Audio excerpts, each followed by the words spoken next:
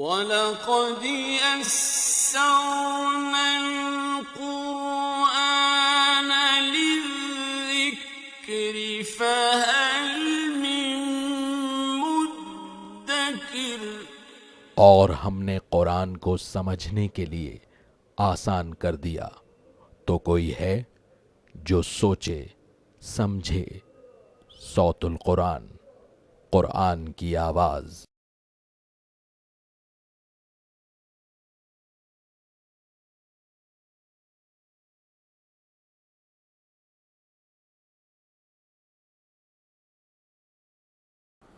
نحمده ونصلي على رسوله الكريم، اما بعد، اعوذ باللہ من الشیطان الرجیم، بسم اللہ الرحمن الرحیم۔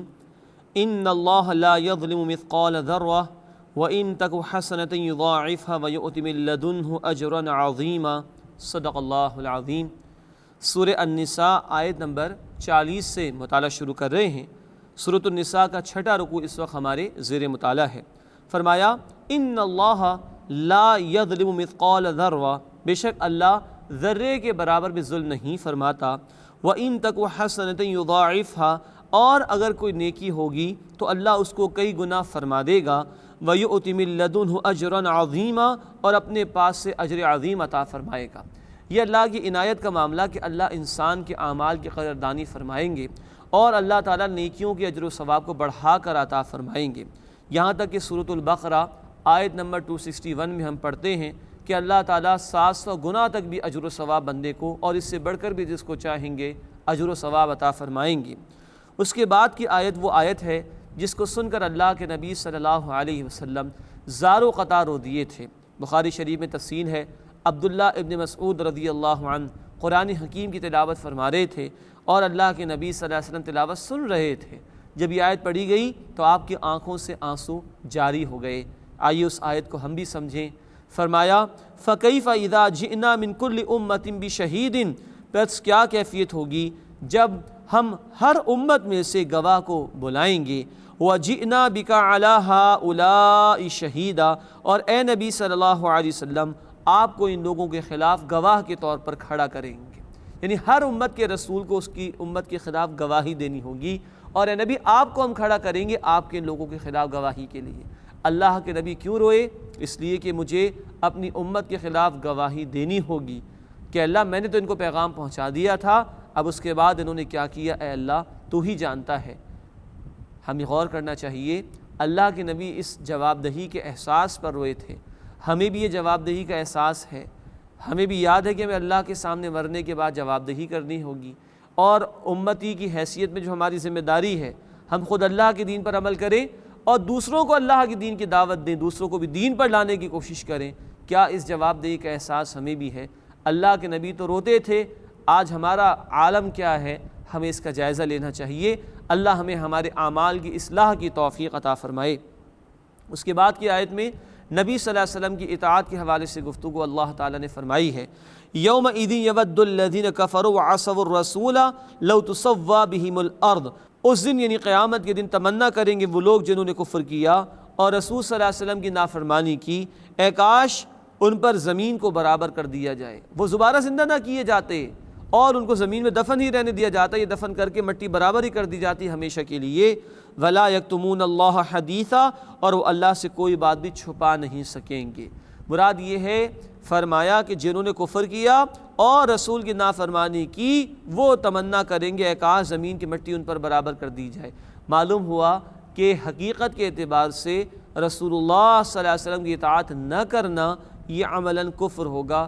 کفر کرنے والے اور نبی صلی اللہ علیہ وسلم کی اطاعت نہ کرنے والے، ان کی نافرمانیاں کرنے والے انجام کے اعتبار سے بالکل برابر ہوں گے۔ اللہ اپنے حبیب صلی اللہ علیہ وسلم کی اطاعت کی ہم سب کو توفیق عطا فرمائے۔ اس کے بعد کی آیت میں چند احکامات کا ذکر ہے۔ فرمایا یا ایھا الذین آمنوا، اے وہ لوگو جو ایمان لائے ہو، لا تقربوا الصلاۃ وانتم سکارى، نشے کی حالت میں نماز کے قریب نہ جاؤ۔ یہ شراب کی حرمت کے ضمن میں دوسرا حکم ہے۔ پہلا حکم آیا تھا، ہم پڑھ چکے ہیں سورۃ البقرہ آیت نمبر 219 میں، کہ شراب اور جوئے میں نفع کم ہے، نقصان زیادہ، چھوڑ دو اس کو، بری بات ہے، بری شے ہے۔ اب بتایا جا رہا ہے کہ دیکھو نشے کی حالت میں نماز کے قریب مت جاؤ، ذہناً تیار کرایا جا رہا تھا یہ اتنی بری شے ہے کہ تمہیں اللہ کی یاد سے روک دے گی، چھوڑ دو اس سے۔ پھر آخری حکم آئے گا انشاءاللہ ہم پڑھیں گے سورۃ المائدہ آیت نمبر 90 اور 91 میں، فَهَلْ أَنْتُمْ مُنْتَهُونَ، بعد آتے ہو کہ نہیں، وہ پھر آخری حکم سورہ مائدہ میں انشاءاللہ تفصیل آ جائے گی۔ یہ عبوری انٹرم پیریڈ کا حکم تھا، فرمایا لا تقربوا الصلاۃ، نماز کے قریب مت جاؤ، وانتم سکارى، جبکہ تم نشے کی حالت میں ہو، حتی تعلموا ما تقولون، یہاں تک کہ تم سمجھنے لگو وہ جو تم کہتے ہو، تمہیں معلوم تو ہو کہ تم کیا کہہ رہے ہو، کیا پڑھ رہے ہو۔ اس سے ایک مراد یہ بھی لی گئی ہے جب ہم نماز ادا کریں تو پورے ہوش و حواس میں ادا کریں، پوری کانسنٹریشن کے ساتھ ادا کریں، اور اس کا بھی اہتمام کریں کہ جو کچھ ہم کہتے ہیں اور پڑھتے ہیں اس کا مفہوم بھی ہمیں معلوم ہو تاکہ نماز میں توجہ بڑھ سکے۔ فرمایا وَلَا جُنُبًا إِلَّا عَابِرِي سَبِيلٍ، نہ اس حالت میں کہ جب تم جنابت کی حالت میں ہو مگر یہ کہ تمہیں راستے سے گزرنا ہو، حَتَّى تَغْتَسِلُوا، یہاں تک کہ تم غسل کر لو۔ اس بات کو سمجھنا ہوگا جب کہ تم جنابت کی حالت میں ہو تب بھی نماز کے قریب مت جاؤ۔ مراد ہے کہ جنابت کی حالت میں نماز انسان ادا نہیں کر سکتا۔ جنابت کیا ہے؟ قرآن نہیں بیان کرتا، سنت رسول نے ہمیں بیان کیا، وہ کیفیت جب انسان پر غسل لازم ہو جاتا ہے اس کیفیت کو جنابت کہتے ہیں۔ یہ سنت کی اہمیت ہے کہ لفظ قرآن نے جنوباً جنابت کا استعمال کیا، تعریف و تفصیل نبی اکرم صلی اللہ علیہ وسلم نے بیان فرمائی۔ تو ایک تو یہ مراد کہ جنابت کی حالت میں نماز ظاہری بات ادا نہیں کی جا سکتی۔ اب یہاں کہا گیا الا عابری سبیل، الا یہ کہ تمہیں راستے سے گزرنا ہو، اس سے ایک مراد یہ لی گئی ہے کہ الصلاۃ، نماز کو بھی کہا جاتا ہے، الصلاۃ کا لفظ نماز کی ادائیگی کے مقام یعنی مسجد کے لیے بھی استعمال کیا جا سکتا ہے۔ مراد یہ کہ جنابت کی حالت میں جب کہ انسان پر غسل لازم ہو جائے مسجد میں آدمی داخل نہیں ہو سکتا، لیکن بعض صحابہ کے مکانات ایسے تھے کہ مسجد سے گزر کر ہی وہ اپنے گھروں کی طرف جا سکتے تھے، تو اس کی اجازت دی گئی کہ جنابت کی حالت ہے، عام طور پر تو مسجد میں نہیں جا سکتے، لیکن یہ کہ راستے سے گزرنا ہو تو اس کی گنجائش ہے۔ حتیٰ تغتسلوا، یہاں تک کہ تم غسل کر لو، یعنی جنابت کی حالت ایسی ہے کہ اس ناپاکی کو دور کرنے کے لیے غسل کرنا لازم ہے۔ مزید فرمایا وَإِن كُنتُم مَرْضَىٰ أَوْ عَلَىٰ سَفَرٍ، اور اگر تم مریض ہو یا حالت سفر میں، او جاء احد منکم من الغائط، یا تم میں سے کوئی بیت الخلاء سے آیا ہو اپنی حاجت کو پورا کر کے، او لامستم النساء، یا تم نے عورتوں سے قربت حاصل کی ہو، تعلق قائم کیا ہو، فلم تجدوا ماء، بس پھر تم پانی نہ پاؤ، مراد ہے کہ اب غسل کے لیے یا وضو کے لیے پانی نہیں ہے، فتیمموا صعیدا طیبا، تو پاک مٹی سے تیمم کر لو، فامسحوا بوجوہکم وایدیکم، پس مسح کر لو اپنے چہروں اور اپنے ہاتھوں کا۔ یہ تیمم کا طریقہ بھی بتا دیا گیا۔ تیمم جو طریقہ بتایا گیا، اگر غسل لازم آ جائے تو غسل کے لیے بھی یہی تیمم کافی ہے اور یہی وضو کے لیے بھی کافی ہو جائے گا۔ ایسی کیفیت کہ بیماری ہے اور آدمی پانی استعمال نہیں کر سکتا، یا سفر میں پانی دستیاب نہیں، بیت الخلاء سے انسان آیا پانی دستیاب نہیں، یا عورتوں سے تعلق قائم کیا پانی دستیاب نہیں، تو چاہے غسل کے فرض ہو جانے کا معاملہ آ جائے یا وضو کے لازم ہو جانے کا معاملہ آ جائے، یہی تیمم کافی ہوگا۔ آدمی نیت کرے، ارادہ کرے، اور مٹی ہو یا مٹی ہی کی جنس سے کوئی شے، دیوار وغیرہ جو مٹی سے ہی بنی، اس پر ہاتھ رکھے اور دونوں اور اپنے چہروں پر مل لے، پھر ہاتھ رکھے اور دونوں کونیوں سمیت دونوں ہاتھوں کے اوپر ہاتھوں کو مل لیا جائے۔ یہ تیمم بہت بڑی نعمت اس امت کے لیے جو اللہ تعالیٰ نے عطا فرمائی۔ فرمایا فامسحوا بوجوہکم وایدیکم، مسح کر لو اپنے چہروں کا اور اپنے ہاتھوں کا، ان اللہ کان عفوا غفورا، بے شک اللہ بہت معاف فرمانے والا، بہت بخش دینے والا ہے۔ یہی تو اس کی بخشش کا معاملہ کہ تیمم جیسی نعمت اللہ نے تمہیں عطا فرما دی، یہ بھی اس امت پر اللہ کا فضل ہوا، پچھلی امتوں میں ایسی سہولت نہیں دی گئی تھی۔ اب اگلی آیات میں آیت نمبر 44 سے لے کر آیت نمبر 57 تک اہل کتاب کے حوالے سے گفتگو آ رہی ہے۔ فرمایا الم تر الی الذین اوتوا نصیبا من الکتاب، کیا آپ نے ان لوگوں کو نہیں دیکھا جنہیں کتاب کا ایک حصہ عطا کیا گیا، مراد اہل کتاب، یشترون الضلالۃ، وہ گمراہی کو اختیار کر لیتے ہیں، ویریدون ان تضلوا السبیل، اور چاہتے ہیں کہ اے مسلمانوں تم بھی راستے سے بھٹک جاؤ۔ یہ ذکر سورۃ البقرہ میں بھی تفصیل سے آ چکا کہ یہود نے خصوصاً اہل کتاب میں سے جانتے بوجھتے حق کا انکار کیا اور وہ چاہتے تھے کہ مسلمان بھی حق سے دور ہو جائیں، فرمایا کہ وَيُرِيدُونَ أَن تَضِلُّوا السَّبِيلَ، اور وہ چاہتے ہیں کہ تم راستے سے بھٹک جاؤ۔ وَاللَّهُ أَعْلَمُ بِأَعْدَائِكُمْ، اللہ تمہارے دشمنوں کو خوب جانتا ہے۔ وَكَفَى بِاللَّهِ وَلِيًّا، اور اللہ کافی ہے حمایتی ہونے کے اعتبار سے۔ وَكَفَى بِاللَّهِ نَصِيرًا، اور اللہ کافی ہے مددگار ہونے کے اعتبار سے۔ اب یہود کا وہ تذکرہ آ رہا ہے جو پہلے بھی ہم سورۃ البقرہ میں پڑھ چکے ہیں۔ مِنَ الَّذِينَ هَادُوا يُحَرِّفُونَ الْكَلِمَ عَن مَّوَاضِعِهِ، بعض یہودی وہ ہیں کہ جو کلمات یعنی الفاظ کو ان کی جگہ سے بدل دیتے ہیں۔ وَيَقُولُونَ سَمِعْنَا وَعَصَيْنَا، اور کہتے ہیں کہ ہم نے سنا اور ہم نے نافرمانی کی، حالانکہ کہنا چاہیے تھا سمعنا وَأَطَعْنَا، لیکن یہ کہتے تھے سمعنا وَعَصَيْنَا، ہم نے سنا اور ہم نے نافرمانی کی۔ وَاسْمَعْ غَيْرَ مُسْمَعٍ، اور کہتے ہیں کہ سنیے اور سنوائے نہ جائیں آپ۔ معاذ اللہ، یہ بد دعا دیتے تھے نبی صلی اللہ علیہ وسلم کو کہ آپ کی سنوائی نہ ہو، آپ کو سننے کی توفیق ہی نہ ملے، معاذ اللہ۔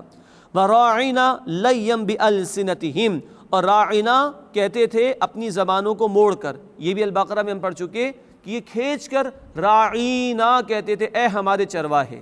راعینا کا مطلب ہے ہماری رعایت فرمائیے، راعینا کھینچ کر کہتے تھے، جس کا ترجمہ اے چرواہے ہماری بات سنیے، معاذ اللہ۔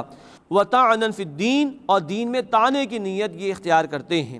وَلَوْ أَنَّهُمْ قَالُوا سَمِعْنَا وَأَطَعْنَا، اور اگر وہ کہتے کہ ہم نے سنا اور ہم نے اطاعت کی۔ وَاسْمَعْ، اور سنیے۔ وَانظُرْنَا، اور نظر کرم فرمائیے، توجہ فرمائیے۔ لَكَانَ خَيْرًا لَهُمْ، تو یہ ان کے لیے بہتر ہوتا۔ وَأَقْوَمَ، اور زیادہ درست ہوتا۔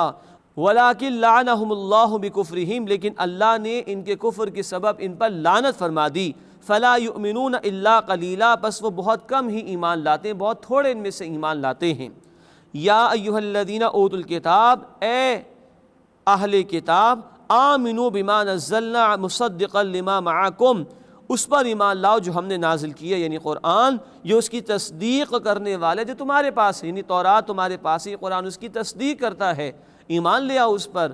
من قبل ان نطمس وجوہا فنردھا علی ادبارہا، اس سے پہلے کہ ہم بہت سے چہروں کو مٹا دیں، یعنی مسخ کر دیں، پھر ان چہروں کو الٹ دیں ان کی پیٹھوں کی طرف۔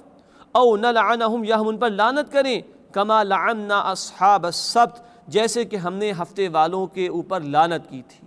ہفتے والوں کا واقعہ تفصیل سے انشاءاللہ پڑھیں گے سورۃ الاعراف رکوع نمبر 21 میں، کس طرح لوگ اللہ کے دین کے ساتھ مذاق کرتے ہیں، ہیلے بہانے کرتے ہیں، اس کے احکامات کو فراموش اور پامال کرتے ہیں۔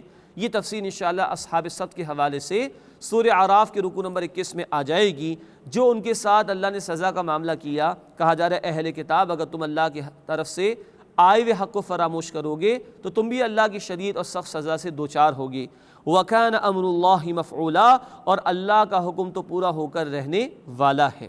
اس کے بعد شرک کے حوالے سے اللہ تعالیٰ نے گفتگو ارشاد فرمائی، ان اللہ لا یغفر ان یشرک بہ، بے شک اللہ اس بات کو معاف نہیں فرمائے گا کہ اس کے ساتھ کسی کو شریک کیا جائے، وَيَغْفِرُ مَا دُونَ ذَلِكَ لِمَن يَشَاءُ، اور اس کے سوا جس گناہ کو اللہ چاہے گا معاف فرما دے گا۔ وَمَن يُشْرِكْ بِاللَّهِ، اور جو اللہ کے ساتھ کسی کو شریک کرے گا، فَقَدِ افْتَرَىٰ إِثْمًا عَظِيمًا، اس نے بہت عظیم بہتان اور گناہ اپنے سر لے لیا۔ فرمائے شرک نہ کرو، اللہ تعالیٰ شرک کو معاف نہیں فرمائیں گے۔ شرک کیا ہے؟ اللہ کی ذات، اللہ کی صفات یعنی ایٹریبیوٹس، اور اللہ کے حقوق یعنی اللہ کے رائٹس میں کسی کو شریک کرنا۔ اللہ کی ذات میں شرک کیا ہے؟ اللہ کی اولاد قرار دینا، معاذ اللہ کسی کو اللہ جیسا قرار دے دینا۔ اللہ کے صفات میں شرک کیا ہے؟ جو صفات اللہ کی ہیں وہ اللہ کی ذاتی ہیں، مخلوق کو جو عطا کی گئیں وہ مخلوق کو اللہ نے عطا فرمائی۔ اللہ کی صفات لامحدود، مخلوق کی محدود۔ اللہ کی ہمیشہ سے ہمیشہ رہیں گی، مخلوق کی وقتی طور پر ہے، ختم ہو جائیں گی، کم بھی ہو جاتی ہے، بڑھتی بھی ہے، لیکن ختم بھی ہو جائیں گی۔ اللہ کی صفات اپنی ذاتی ہیں، کامل ہیں، لامحدود ہیں، ہمیشہ سے ہمیشہ رہیں گی۔ اب اللہ کی کوئی صفت مخلوق کے لیے قرار دے دی جائے کہ مخلوق کی صفت بھی ویسی جیسے کہ اللہ کی، مخلوق کو بھی اتنا علم ہے جتنا کہ اللہ کو ہے، یہ شرک ہو جائے گا، یہ اللہ کی صفات میں شرک۔ لیکن سب سے بڑا معاملہ عملی اعتبار سے شرک کا ہے اللہ کے حقوق میں شرک۔ اللہ کا سب سے بڑا حق اللہ کی عبادت ہے، اور اس عبادت کے دو اجزاء ہیں، سب سے بڑھ کر محبت اللہ سے، سب سے بڑھ کر اطاعت اللہ کی۔ کسی کی محبت اللہ کی محبت کے برابر آ جائے گی، شرک ہو جائے گا۔ کسی کا حکم اللہ کے حکم کے برابر آ جائے، اللہ کے حکم کو چھوڑ کر کسی اور کے حکم کو مان لیا جائے، شرک ہو جائے گا۔ اللہ ہمیں ہر قسم کے شرک سے محفوظ فرمائے۔ ذاتی سطح پر اللہ کے مقابلے میں کسی اور کی اطاعت شرک ہو جائے گا، اجتماعی سطح پر اللہ کے نظام اور اللہ کے قانون کے مقابلے میں انسانوں کا نظام نافذ ہو جائے، انسانوں کا قانون نافذ ہو جائے، یہ بھی شرک ہو رہا ہوگا۔ اللہ ہمیں ہر قسم کے شرک سے محفوظ فرمائے، چاہے وہ اللہ کی ذات میں ہو، اللہ کی صفات میں ہو، یا اللہ کے حق یعنی عبادت میں ہو، اللہ اس سے ہماری حفاظت فرمائے۔ فرمایا کہ ان اللہ لا یغفر ان یشرک بہ، بے شک اللہ اس بات کو معاف نہیں فرمائے گا کہ اس کے ساتھ کسی کو شریک کیا جائے، وَيَغْفِرُ مَا دُونَ ذَلِكَ لِمَن یشاء، اور اس کے سوا اللہ جس گناہ کو چاہے گا معاف فرما دے گا۔ مراد کیا ہے؟ توبہ سے تو شرک بھی معاف ہو جاتا ہے، ایک امکان ہے کہ دیگر گناہوں کو اللہ چاہے گا تو معاف فرما دے گا، بشرطے کہ بندہ شرک نہ کرے۔ لیکن لائسنس تو کل نہیں ہے کہ گناہ کیے جاؤ، پھر اسی دوران موت آ گئی تو آدمی کیا مولے کہ اللہ کے سامنے جائے گا۔ ہر گناہ سے بچنا ہے، لیکن یہاں کہا گیا کہ شرک تو معاف نہیں کریں گے اللہ، بقیہ گناہوں کو اللہ چاہے گا تو معاف فرما دے گا۔ یعنی امکان ہے کہ بقیہ گناہ بغیر توبہ کے بھی معاف ہو جائیں، لیکن شرک تو توبہ کے بغیر معاف نہیں ہوتا۔ وَمَن يُشْرِكْ بِاللَّهِ، اور جس نے اللہ کے ساتھ کسی کو شریک ٹھہرایا، فَقَدِ افْتَرَىٰ إِثْمًا عَظِيمًا، اس نے بہت عظیم بہتان اور گناہ اپنے سر لے لیا۔ أَلَمْ تَرَ إِلَى الَّذِينَ يُزَكُّونَ أَنفُسَهُمْ، کیا آپ نے لوگوں کو نہیں دیکھا جو اپنے آپ کو بڑا پاکیزہ کہتے ہیں؟ بل اللہ یزکی من یشاء، بلکہ یہ تو اللہ ہے جس کو چاہتا ہے وہ تزکیہ عطا فرما دیتا ہے۔ ولا یظلمون فتیلا، اور ان پر کھجور کی گٹھلی کے دھاگے کے برابر بھی ظلم نہیں ہوگا۔ یہ اشارہ یہود کی طرف ہے اور نصارہ کی طرف بھی، جو اپنے آپ کو بڑا پاکیزہ کہتے تھے۔ سورۃ المائدہ کی آیت نمبر 18 میں ذکر آیا ہے، یہ لوگ کہتے تھے کہ نحن ابناء اللہ و احباؤہ، ہم اللہ کے بیٹوں کی طرح اللہ کے چہیتے ہیں، عمل تو کچھ نہیں کرنا، لیکن جھوٹی تمنائیں لے کر بیٹھ جایا کرتے تھے اور اپنے آپ کو بڑا پاکیزہ سمجھتے تھے۔ یہ روش ان لوگوں میں پیدا ہوتی ہے کہ جو امتیں دور زوال کا شکار ہوں، جب لوگ عمل سے فارغ اور دور ہو چکے ہوتے ہیں اور جھوٹی تمناؤں کا سہارا لے کر اپنے آپ کو جھوٹا اطمینان دلانے کی کوشش کرتے ہیں۔ فرمایا یہ تو اللہ ہے جس کو چاہتا ہے تزکیہ عطا فرماتا ہے، لیکن ظاہری بات ہے اسی کو تزکیہ میسر آ سکے گا جس کے دل میں طلب و تڑپ بھی ہو۔ اور فرمایا کہ لوگوں پر کھجور کی گٹھلی کے دھاگے کے برابر بھی ظلم نہیں ہوگا۔ انظر کیف یفترون علی اللہ الکذب، اے نبی دیکھیے کیسے یہ لوگ جھوٹ منسوب کرتے ہیں، جھوٹ باندھتے ہیں اللہ پر۔ وکفا بہ اثما مبینا، اور یہی صریح گناہ کافی ہے۔ مراد ہے کہ اللہ کی طرف جھوٹی باتوں کو منسوب کرنا، تنہا یہی طرز عمل انسان کو عذاب میں مبتلا کرنے کے لیے کافی ہے۔ اس کے بعد سورہ نساء کا 8واں رکوع شروع ہوتا ہے، انہی اہل کتاب کے حوالے سے گفتگو جاری ہے۔ فرمایا الم تر الی الذین اوتوا نصیبا من الکتاب، کیا آپ نے لوگوں کو نہیں دیکھا کہ جنہیں کتاب کا ایک حصہ عطا کیا گیا، مراد اہل کتاب، یؤمنون بالجبت والطاغوت، وہ بتوں کو اور شیطان کو مانتے ہیں۔ جبت یہ بتوں کے لیے بھی لفظ استعمال ہوتا ہے اور خرافات اور اوہام کے لیے بھی استعمال ہوتا ہے۔ طاغوت یہ شیطان کے لیے بھی استعمال ہوتا ہے اور یہ سرکشی کرنے والوں کے لیے بھی استعمال ہوتا ہے۔ تو فرمایا کہ کیا آپ نے لوگوں کو نہیں دیکھا جو اہل کتاب ہے، جنہیں کتاب میں سے کوئی حصہ دیا گیا، وہ بتوں کو، اوہام اور خرافات کو بھی مانتے ہیں اور شیطان کو بھی۔ وَيَقُولُ لِلَّذِينَ كَفَرُوا، اور کفار کو یہ کہتے ہیں، یہاں کفار سے مراد مشرکین مکہ ہیں، اہل کتاب ان سے کہتے ہیں ہَؤُلَاءِ أَهْدَىٰ مِنَ الَّذِينَ آمَنُوا سَبِيلًا، کہ یہ مشرکین مکہ ایمان لانے والوں سے زیادہ ہدایت پر ہیں۔ یہ ہے گراوٹ کا معاملہ اہل کتاب کی، کہ مسلمانوں کی دشمنی میں اتنا آگے گئے کہ بت پرستی کرنے والے مشرکین کو مسلمانوں سے بہتر کہہ رہے ہیں۔ اولئک الذین لعنہم اللہ، یہی لوگ ہیں جن پر اللہ نے لعنت فرمائی۔ ومن یلعن اللہ فلن تجد لہ نصیرا، اور جس پر اللہ لعنت فرما دے تو تم اس کے لیے کوئی مددگار نہیں پاؤ گے۔ ام لہم نصیب من الملک، اگر ان کے پاس سلطنت میں سے کوئی حصہ ہو، فَإِذَا لَا يُؤْتُونَ النَّاسَ نَقِيرًا، تو یہ لوگوں کو تل کے برابر بھی کچھ بھی نہیں دیں گے۔ یہ ان کے حسد کی طرف اور بخیلی اور کنجوسی کی طرف اشارہ ہے۔ اہل کتاب کا معاملہ یہ ہوا کہ جب نبوت نبی صلی اللہ علیہ وسلم کے پاس آ گئی تو یہ سمجھنے لگے کہ یہ تو غلطی ہو گئی معاذ اللہ، ان کے پاس کتاب کیسے آ گئی؟ بنی اسرائیل میں نبوت آیا کرتی تھی، بنی اسرائیل سے لے کر بنی اسماعیل میں کیسے چلی گئی؟ یہ حسد تھا، اس پر اللہ کا تبصرہ یہ آ رہا ہے کہ اگر تو ان کو سلطنت کا کوئی حصہ مل جائے تو یہ لوگوں کو تل کے برابر بھی کچھ نہ دیں اپنے حسد کی وجہ سے، جس کا بیان اگلی آیت میں آ رہا ہے۔ ام یحسدون الناس علی ما آتاہم اللہ من فضلہ، کیا یہ لوگوں سے اس بات پر حسد کرتے ہیں کہ جو اللہ نے انہیں اپنے فضل میں سے عطا کیا؟ مسلمانوں کے پاس ہدایت آ گئی، نبی صلی اللہ علیہ وسلم کو اللہ کا آخری رسول بنا دیا گیا، اس پر ان کو حسد ہو رہا ہے۔ فرمایا کہ فقد آتینا آل ابراہیم الکتاب والحکمت وآتیناہم ملکا عظیما، تو ہم نے آل ابراہیم کو کتاب اور حکمت عطا کی اور انہیں بڑا ملک زمین میں عطا کیا، بڑی بادشاہت بھی اللہ نے ان کو عطا کی۔ ابراہیم علیہ السلام کی نسل میں برسا برس تک نبوت آتی رہی، موسیٰ علیہ السلام بھی آئے، عیسیٰ علیہ السلام بھی آئے، داؤد علیہ السلام، سلیمان علیہ السلام کو بادشاہتیں بھی عطا کی گئیں، اتنا کچھ اللہ نے عطا کیا، یہ اللہ کی عطا کا معاملہ۔ اب اللہ نے چاہا تو آخری رسول کو بنی اسماعیل میں مبعوث فرما دیا صلی اللہ علیہ وسلم۔ تو بنی اسرائیل کو یہ دیکھنا چاہیے کہ آل ابراہیم یعنی ابراہیم علیہ السلام کے پیروکاروں میں، ان کی بعد کی نسلوں میں نبوت کے سلسلے کو اور بادشاہت کے سلسلے کو اللہ تعالیٰ نے جاری و ساری فرمایا۔ فَمِنْهُمْ مَنْ آمَنَ بِهِ، تو ان میں سے کوئی تو اس پر ایمان لے آیا، وَمِنْهُمْ مَنْ صَدَّ عَنْهُ، اور ان میں سے کوئی رکا رہا جس نے حق کو قبول نہیں کیا۔ وَكَفَى بِجَهَنَّمَ سَعِيرًا، اور جہنم کافی ہے بھڑکتی ہوئی آگ کے اعتبار سے، اللہ تعالیٰ اس جہنم کے عذاب سے ہماری حفاظت فرمائے۔ اگلی آیت میں بہت شدید الفاظ ہیں عذاب کے حوالے سے۔ إِنَّ الَّذِينَ كَفَرُوا بِآيَاتِنَا، بے شک وہ لوگ جنہوں نے ہماری آیات کا انکار کیا، سوف نصلیہم نارا، ان قریب ہم انہیں آگ میں ڈالیں گے، جہنم کی آگ میں۔ کلما نضجت جلودہم بدلناہم جلودا غیرہا لیذوقوا العذاب، جب جب ان کی کھالیں جل جائیں گی تو ہم نئی کھالیں بدل کر عطا کر دیں گے تاکہ وہ بار بار مستقل عذاب کو چکھتے رہیں۔ ان اللہ کان عزیزا حکیما، بے شک اللہ زبردست حکمت والا ہے۔ اللہم اجرنا من النار، اے اللہ ہمیں آگ کے عذاب سے محفوظ فرما۔ بتایا جا رہا ہے کہ یہ عذاب مستقل ہوگا، کھال جل جائے گی، دوبارہ کھال دی جائے گی تاکہ بار بار وہ جلنے کے عذاب کا مزہ چکھتے رہیں۔ آج ماڈرن سائنس بھی ہمیں بتاتی ہے، ایک سائنٹیفک فیکٹ کی طرف بھی چلتے چلتے اشارہ ہو جائے کہ ہماری کھال میں وہ پین ریسیٹرز ہیں، وہ خلیات ہیں جو درد کو محسوس کرتے ہیں۔ جیسے کہ جب سوئی لگائی جاتی ہے، سرنج لگائی جاتی ہے تو کھال پر ٹچ ہوتی ہے تو تکلیف ہوتی ہے، جب وہ گوشت میں چلی جاتی ہے تکلیف ختم ہو جاتی ہے۔ یہاں فرمائے کہ کھال بار بار دی جائے گی، بار بار دی جائے گی تاکہ بار بار وہ جلنے کے عذاب کو چکھتے رہیں۔ اللہ ہمیں جہنم کے عذاب اور آگ کے عذاب سے محفوظ فرمائے۔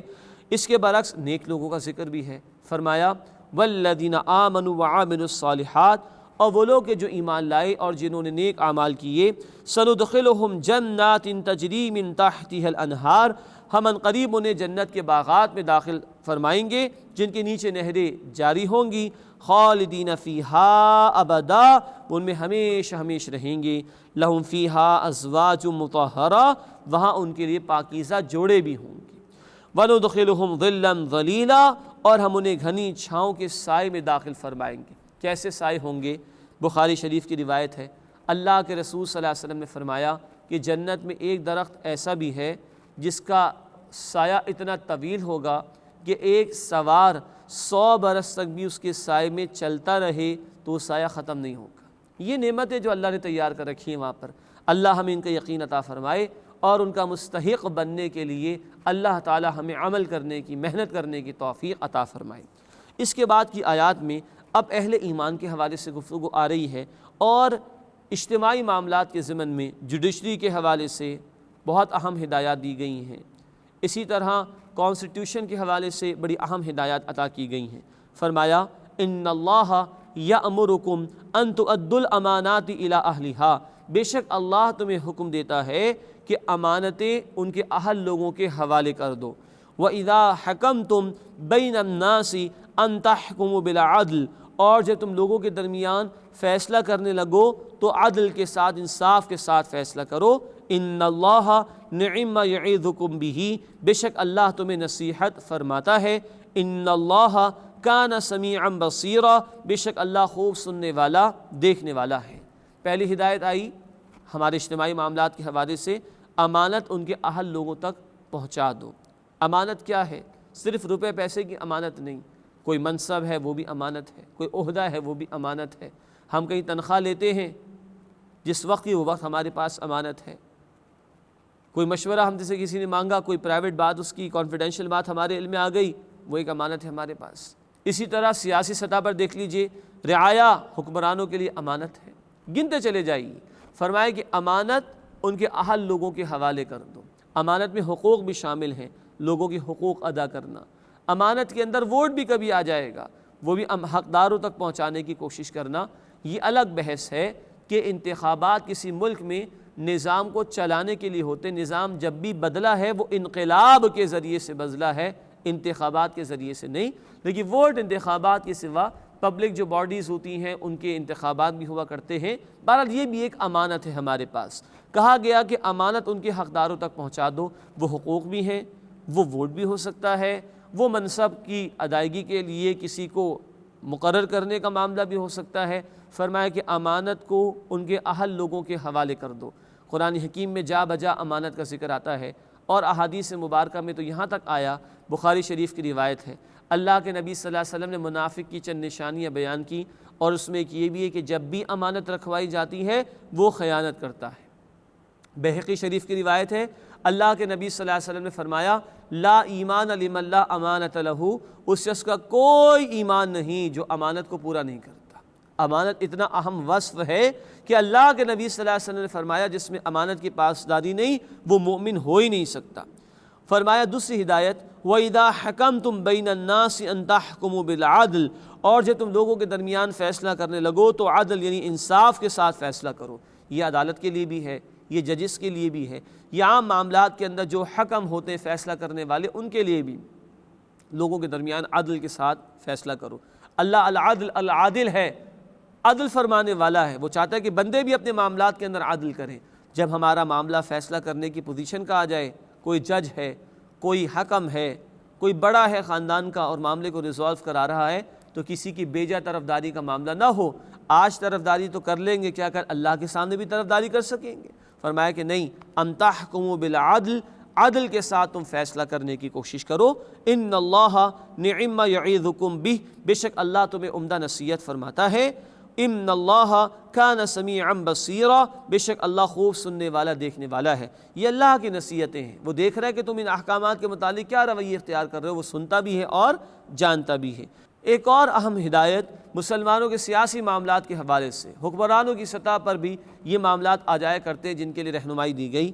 یا ایھا الذین آمنوا، اے وہ لوگوں جو ایمان لائے ہو، اطیعوا اللہ و اطیعوا الرسول، اطاعت کرو اللہ کی اور اطاعت کرو رسول کی صلی اللہ علیہ وسلم، وَأُولِي الْأَمْرِ مِنْكُمْ، اور تم میں سے جو صاحب امر صاحب اختیار ہوں۔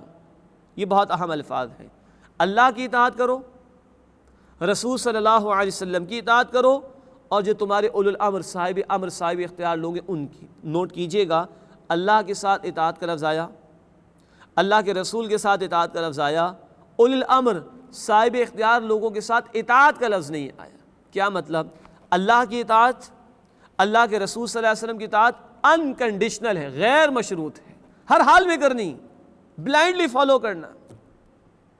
لیکن اللہ کے رسول کے بعد اب کوئی بھی معصوم نہیں، چاہے وہ حکمرانی کیوں نہ ہو، ذمہ دارانی کیوں نہ ہو، اگر وہ ایسا حکم دے جو اللہ اور اس کے رسول کی اطاعت سے ٹکرائے گا تو وہاں ان کی بات نہیں مانی جائے گی۔ یہ ہے وَأُولِي الْأَمْرِ مِنْكُمْ، یہ حکمران بھی ہو سکتے ہیں، ذمہ داران بڑے بھی ہو سکتے ہیں، لیکن اصل بات کیا ہے کہ ان کی بات مانی جائے گی جب تک کہ اللہ اور اس کے رسول کی اطاعت کے تحت یہ حکم دے رہے ہوں۔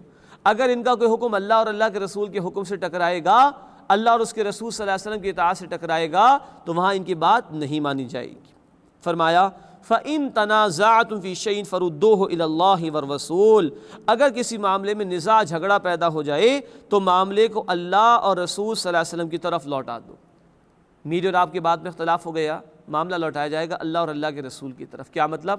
کتاب و سنت کی بالادستی ہوگی، قرآن اور سنت سے ریفر کیا جائے گا معاملے کو، وہاں سے دلیل کیا ہے اس کے سامنے سرنڈر کرنا پڑے گا۔ فرمایا کہ فَرُدُّوهُ إِلَى اللَّهِ وَالرَّسُولِ، اسے لوٹاؤ اللہ اور اللہ کے رسول کی طرف۔ ان کنتم تؤمنون باللہ والیوم الآخر، اگر تم ایمان رکھتے ہو اللہ اور آخرت کے دن پر۔ یہ بہت اہم بات ہے، اگر آخرت کی جواب دہی پیش نظر نہ ہو، انسان کے دل میں سے اللہ کا خوف نکل جائے، پھر کوئی نہیں بحث کرتا کہ اللہ کا حکم کیا ہے اور اللہ کے رسول کا حکم کیا ہے صلی اللہ علیہ وسلم۔ آج بھی ہمارے معاشرے کا حال کیا ہے؟ جب اللہ کے اور اس کے رسول کے قانون کی بات کی جاتی ہے، لوگ اس کو نظر انداز کر دیتے ہیں، اگنور کر دیتے ہیں، ریفر بیک نہیں کرنا چاہتے اپنے معاملے کو اللہ اس کے رسول کی طرف، اس لیے کہ آخرت کی جواب دہی کا احساس دل سے نکل چکا ہے۔ تو فرمایا کہ کسی معاملے میں تنازعہ پیدا ہو جائے، ڈس ایگریمنٹ ہو جائے، نزاع پیدا ہو جائے، تو معاملے کو لوٹاؤ اللہ اور اللہ کے رسول صلی اللہ علیہ وسلم کی طرف۔ موجودہ زمانے میں اجتماعی معاملات کے اندر اس کی ایک پریکٹیکل عملی صورت یہ ہو سکتی ہے کہ پارلیمنٹ موجود ہو، ہاں دین اللہ کا غالب ہو چکا ہو جو انقلابی پروسیس کے ذریعے ہی ممکن ہے، اور پارلیمنٹ کے اندر خدا کا خوف رکھنے والے، اللہ کا خوف رکھنے والے لوگ موجود ہوں، جو بیسک کرائیٹیریا ہونا چاہیے، اور وہ بیٹھ کر قانون پاس کریں۔ اور ظاہر بات ہے پارلیمنٹ مسلمانوں کی ہے اور خوف خدا رکھنے والے لوگ ہوں گے تو یقیناً وہ قانون قرآن و سنت کے مطابق ہوگا۔ لیکن ایک مسلمان یہ محسوس کرتا ہے کہ یہ غلط قانون پاس ہوا، یہ قرآن کی آیت حدیث رسول کے خلاف ہے، اللہ کے نبی کے حکم کے خلاف ہے، تو وہ عدالت کا دروازہ کھٹکھٹائے۔ عدالت کے اندر علماء بھی ہوں، کیونکہ قرآن و سنت کی رہنمائی کے لیے علماء کی طرف رجوع کرنا ہوگا، علماء حق کی طرف رجوع کرنا ہوگا جو دین کا علم رکھنے والے ہوں گے۔ عدالت میں ماہرین بھی موجود ہو تاکہ کوئی ٹیکنیکل رائے کی ضرورت ہو تو وہ ان سے حاصل کی جائے۔ اب ایک شخص محسوس کرتا ہے کہ جو پارلیمنٹ نے قانون پاس کیے یہ قرآن و سنت کے خلاف ہے، وہ ثابت کرے۔ عدالت میں کیونکہ علماء بھی موجود ہوں گے، دین کا علم رکھنے والے بھی موجود ہوں گے، اگر وہ یہ محسوس کرتے کہ ہاں واقعتاً قانون سازی غلط ہوئی ہے، وہ ریفر بیک کریں گے پارلیمنٹ کو کہ وہ قانون کو تبدیل کرے۔ یہ موجودہ زمانے میں ایک آئیڈیل پریکٹیکل صورت ہو سکتی ہے معاملے کو اللہ اور اللہ کے رسول کی طرف لوٹانے کی، لیکن یہ اسی وقت ممکن ہو سکے گا جب اللہ کا دین نافذ ہو۔ اللہ ہمارے اس ملک میں ہمیں توفیق دے کہ ہم اللہ کے دین کو نافذ کر سکیں، جس کے لیے ہم نے اس پاکستان کو حاصل کیا تھا۔ فرمایا ذَلِكَ خَيْرٌ وَأَحْسَنُ تَأْوِيلًا، یہ بہتر بھی ہے اور اس کا انجام بھی عمدہ ہوگا۔ اللہ ہی کی بات مانو، اللہ کے رسول کی بات مانو، تبھی انجام بہتر ہوگا۔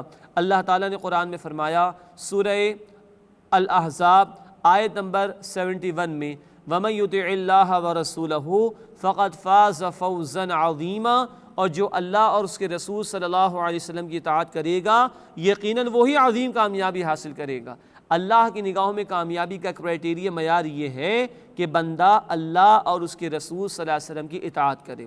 تو بڑی اہم دو ہدایات اس ایک آیت میں ہمارے سیاسی معاملات کے لیے دی گئیں۔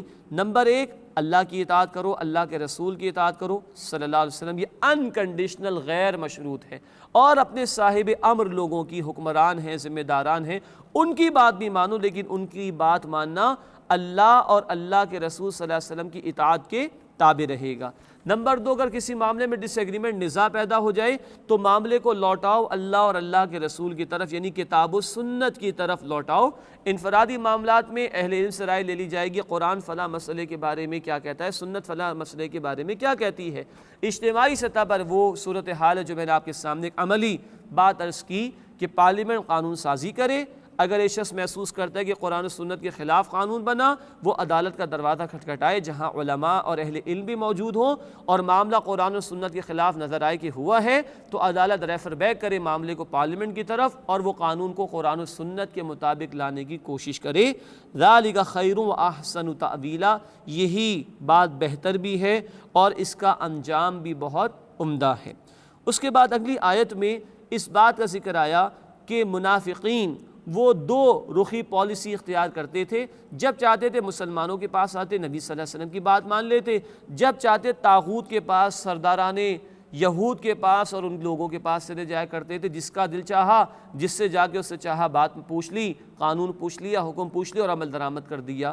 اس کے متعلق فرمایا أَلَمْ تَرَ إِلَى الَّذِينَ يَزْعُمُونَ أَنَّهُمْ آمَنُوا بِمَا أُنزِلَ إِلَيْكَ وَمَا أُنزِلَ مِن قَبْلِكَ، اے نبی آپ نے کیا ان لوگوں کی طرف نہیں دیکھا جو اس بات کا دعویٰ کرتے ہیں کہ وہ اس پر ایمان لے آئے جو آپ پر نازل کیا گیا، یعنی قرآن حکیم، اور جو آپ سے پہلے نازل کیا گیا یعنی پچھلی کتاب میں۔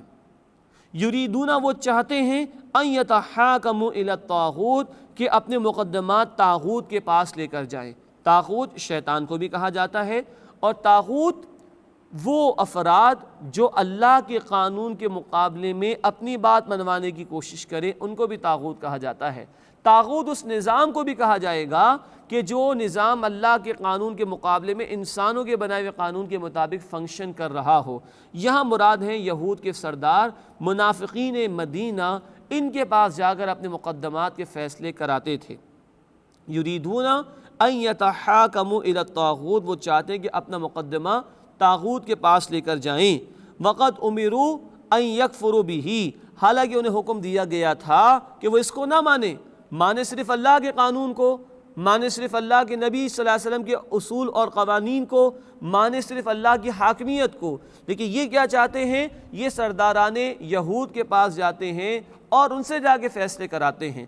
ضمناً ایک بات جان لیجئے، سورہ نساء ہم پڑھ رہے ہیں، مدنی دور کا 4واں سال ہے تقریباً، لگ بھگ اس وقت سورہ مبارکہ کا نزول ہے۔ ابھی دین کا کامل غلبہ ہو نہیں سکا ہے، ابھی تو غزوات کا سلسلہ بھی جاری ہے، ایک کشاکش جاری ہے۔ اس صورتحال میں جب نبی صلی اللہ علیہ وسلم مدینہ منورہ تشریف لائے تھے تو مسلمانوں کا اور یہود کا ایک معاہدہ ہوا تھا جسے میثاق مدینہ کہا جاتا ہے۔ آزادی تھی جو جس سے چاہے فیصلہ کرا لے، کیوں؟ ابھی دین مغلوب تھا۔ نبی صلی اللہ علیہ وسلم بھی فیصلے کرتے تھے قرآن و سنت کے مطابق، اور یہود کے جو اہل علم و سردار تھے وہ بھی فیصلے کیا کرتے تھے۔ غور طلب بات یہ ہے کہ ایک وقت میں 2 قوانین چل رہے ہیں، یہ اس لیے ہے کہ نظام اس وقت غالب اور قائم نہیں ہو سکا تھا۔ ہاں جب اللہ کا دین غالب اور قائم ہو جائے، جیسے فتح مکہ کے موقع پر اور اس کے بعد ہوا، وَرَأَيْتَ النَّاسَ يَدْخُلُونَ فِي دِينِ اللَّهِ أَفْوَاجًا، اور آپ دیکھیں گے کہ لوگ فوج در فوج اللہ کے دین میں داخل ہو رہے ہیں۔ جب وہ ہو جائے تو پھر قانون اللہ ہی کا چلے گا، کسی اور کا نہیں چل سکتا، یہ کمپرومائز ہو ہی نہیں سکتا اسلامی تعلیمات کے تحت۔ لیکن ابھی تو جد و جہد جاری تھی، ابھی دین غالب نہیں ہوا تھا، تو جو چاہتا مسلمانوں میں سے جا کر یا مسلمانوں کے پاس جا کر نبی صلی اللہ علیہ وسلم سے فیصلہ کرا لیتا، اور جو چاہتا وہ یہود کے سرداروں اور اہل علم سے فیصلہ کرا لیتا۔ یہ گفتگو میں نے آپ کے سامنے اس لیے رکھی کہ آج کل ایک تصور یہ بھی عام کیا جا رہا ہے کہ نبی صلی اللہ علیہ وسلم جب مدینہ تشریف لائے تھے تو خود بخود ایک اسلامی حکومت قائم ہو گئی تھی۔ اس کی بنیاد پر قتال کا انکار کیا جاتا ہے اور دین کی جد و جہد کا انکار کیا جاتا ہے۔ سوال یہ کہ یہ کیسی اسلامی حکومت قائم ہو گئی تھی بھائی؟ یہ کیسی اسلامی حکومت قائم ہو گئی تھی کہ جس میں اللہ کے قانون پر بھی عمل درآمد کے لیے جو چاہے وہ نبی صلی اللہ علیہ وسلم کے پاس چلے جائے، اور جو چاہے سرداران یہود کے پاس یا ان کے اہل علم کے پاس جا کے فیصلے کرا لے۔ ایک حکومت اور ایک نظام کے تحت 2 قانون کیسے چل سکتے ہیں؟ تو یہ کہنا کہ خود بخود اسلامی ریاست قائم ہو گئی تھی ہجرت مدینہ کے فوراً بعد، یہ بات درست نہیں ہے، بلکہ ابھی 2 قوانین چل رہے ہیں۔ دراصل جب دین کا غلبہ ہوا وہ وقت تھا جب مکہ فتح ہو گیا اور پورے عرب پر اللہ کا دین غالب ہوا۔ اس کے بعد پھر یہ صورتحال نہیں تھی کہ جو چاہے نبی صلی اللہ علیہ وسلم سے جا کر فیصلے کرا لے اور جو چاہے یہود کے سرداران کے پاس یا ان کے اہل علم کے پاس جا کر فیصلے کرا لے۔ فرمایا کہ یریدون، وہ چاہتے ہیں، ان یتحاکموا الی الطاغوت، کہ وہ طاغوت کے پاس اپنا مقدمہ لے کر جائیں۔ وقد امروا ان یکفروا بہ، حالانکہ انہیں حکم دیا گیا تھا کہ وہ اس طاغوت کا انکار کریں۔ بہرحال میں نے جو بات عرض کی، یہ خود بخود اسلامی حکومت قائم نہیں ہوئی، اللہ کے نبی کو قتال کا حکم تھا۔ قرآن نے کہا سورہ انفال آیت نمبر 39 میں، وَقَاتِلْهُمْ حَتَّى لَا تَكُونَ فِتْنَةٌ وَيَكُونَ الدِّينُ كُلُّهُ لِلَّهِ، مسلمانوں ان کے خلاف جنگ کرو یہاں تک کہ کوئی فتنہ باقی نہ رہے اور دین، دا سسٹم آف لائف، پورے کا پورا نظام اللہ کے لیے ہو جائے۔ تو اللہ کے نبی نے بھی غزوات کا سلسلہ جاری فرمایا، 259 صحابہ کی جانیں قربان کی، تب اللہ کا دین غالب ہوا۔ جاء الحق وزہق الباطل ان الباطل کان زہوقا، حق آ گیا اور باطل مٹ گیا، بے شک باطل ہے ہی مٹنے کے لیے۔ سورہ بنی اسرائیل آیت نمبر 81 میں اس کی طرف اشارہ ہے۔ فرمایا یریدون ان یتحاکموا الی الطاغوت، وہ چاہتے ہیں کہ اپنا مقدمہ طاغوت کے پاس لے کر جائیں۔ وقد امروا ان یکفروا بہ، حالانکہ انہیں حکم دیا گیا تھا کہ وہ اس کو نہ مانیں، طاغوت کا انکار کریں، ایک اللہ کی حاکمیت کو مانیں، اس کے حکم کے نفاذ کی کوشش کریں اور اسی کے قانون پر عمل کریں، نہ کہ انسانوں کے قانون پر عمل کریں۔ وَيُرِيدُ الشَّيْطَانُ أَن يُضِلَّهُمْ ضَلَالًا بَعِيدًا، اور شیطان تو چاہتا ہے کہ انہیں بہکا کر دور کی گمراہی میں لے جائے۔ شیطان تو یہی چاہے گا نا، اللہ کے قانون کو چھوڑو، من چاہی باتوں پر عمل کرو، انسانوں کے دیے ہوئے قوانین پر عمل کرو، جبکہ اللہ تو 3 مرتبہ قرآن میں ارشاد فرماتے ہیں، ان الحکم الا للہ، حکم کا اختیار صرف اللہ کے لیے ہے۔ Verily authority is for Allah subhanahu wa ta'ala، حکم صرف اللہ ہی کا چلے گا۔ اللہ ہمیں اپنے حکم پر عمل کرنے کی توفیق دے، اپنے رسول صلی اللہ علیہ وسلم کی اطاعت کی توفیق عطا فرمائے، اور اللہ غیر اللہ کی، انسانوں کے قوانین کی اور انسانوں کی اطاعت سے ہم سب کو بچنے کی توفیق عطا فرمائے۔ آمین یا رب العالمین۔ وآخر دعوانا ان الحمد للہ رب العالمین۔